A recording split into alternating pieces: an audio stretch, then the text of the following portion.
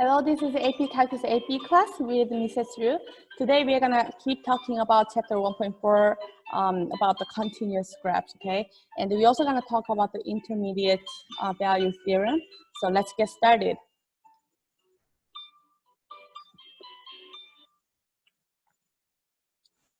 Okay, describe the intervals on which each function is continuous. So first we have a tangent function, okay?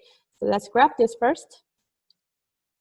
So I have x-axis and the y-axis, and I have a curve that goes up, and I also have a vertical asymptote when x equals pi over 2. Okay, I also have another curve, another vertical asymptote when x equals 3 pi over 2, and here I have x equals negative pi over 2. Okay. So the intervals that a function is continuous will be, I'm going to use parentheses because it's not going to include the vertical asymptotes, right? So negative pi over 2 to pi over 2, and pi over 2 to 3 pi over 2. Okay? And I have so many more. I'm not going to just use that. It says sine 1 over x. And I also have 0, 0, all right? So hope that you guys all remember this graph. So I'm gonna have another, all right, here's the x-axis and the y-axis. And remember that this graph looks like first it goes kind of slow, and it oscillates 1 and negative 1, okay? First it's kind of slow, but then it goes faster and faster and faster and infinitely fast around 0. Remember that?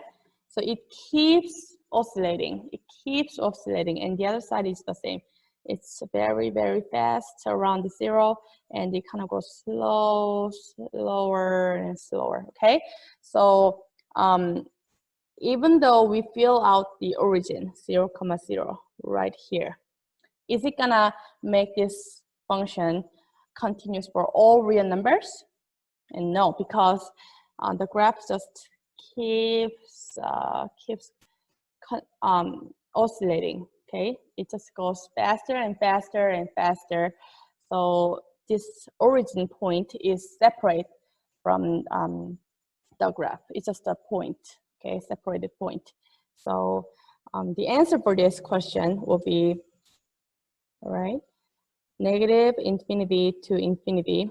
Oh, no, negative infinity to 0, and the 0 is not included. 0 to infinity will be the answer. Okay, next slide.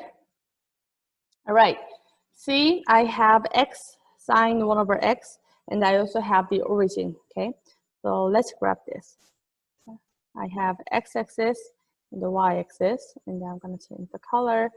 I have, all right, so remember that it has the amplitude of x, okay? So if x is a big number, then the amplitude is big. If x is a small number, then the amplitude will be really small. So it's kind of similar to B, the question B, but it's different, okay? So first, the amplitude is really big, but then amplitude is getting smaller, and at the same time, the speed is getting faster. Okay, so more frequently, it oscillates as it goes closer, closer, and closer to 0. So, okay, around 0, it oscillates like a crazy. Okay, and it's symmetrical. So the other side is the same. So first, it kind of goes crazy, then slower, and the amplitude is getting greater and greater. Okay, so if I fill out 0, 0, by the way, 0, 0 is undefined for now. Okay, but if I fill out this point, then I can say that it is continuous for all real numbers. So negative infinity to infinity. Okay, next slide. Intermediate value theorem. Okay, so let's underline some parts here. So if f is continuous, this is very important, continuous, okay, on the closed interval a and b, all right, and f of a and f of b, they are not equal. So for example, I have a graph of something like a and b, and I have a continuous graph like this, okay? And the f of a and f of b, they are not equal, okay? I think I have to lower down f of b a little bit more, maybe here, okay? All right, then k is any number between fa and fb. K is any number between, let's say here's a k, all right? All right, so this part is the condition. The consequence for that is there is at least one number, okay? At least one number c in a and b, such that f of c equals k, okay? So that means there is at least one number c. In this case, I have 3, okay? So I have C1, C2, C3 in this case, okay? I have at least one number C in A and B, between A and B, such that f of C equals K. Okay, so this is the intermediate value theorem. Does it make sense? So next slide. All right, so I have FA and FB, I have A and B, and I have a continuous graph. Okay, there exists 3 C's such that FC equals K. So I have K, which is f of C, and there are 3, so at least one of them. Okay. All right.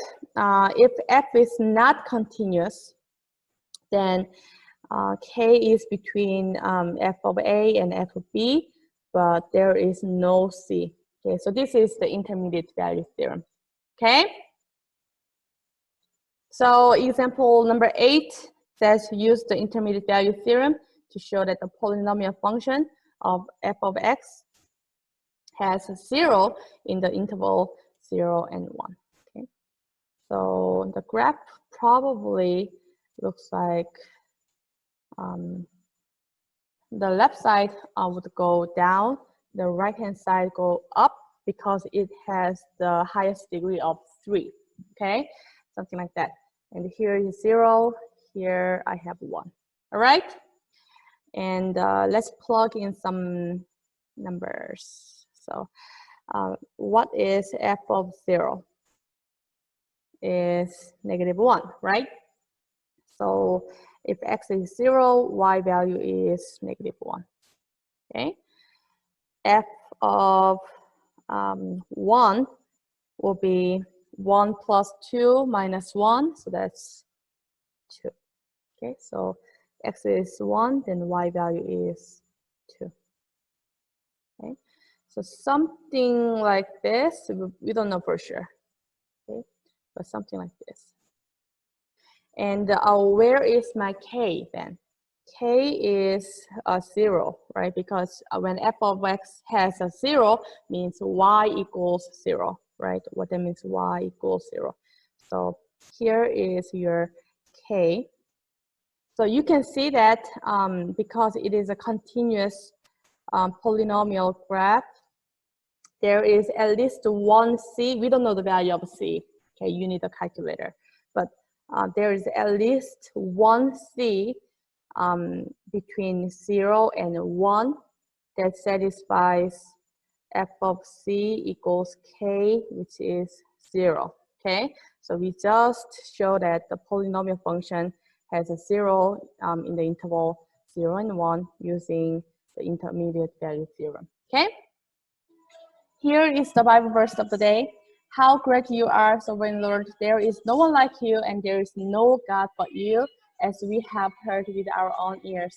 2 Samuel chapter 7, verse 22. Have a great day. Bye.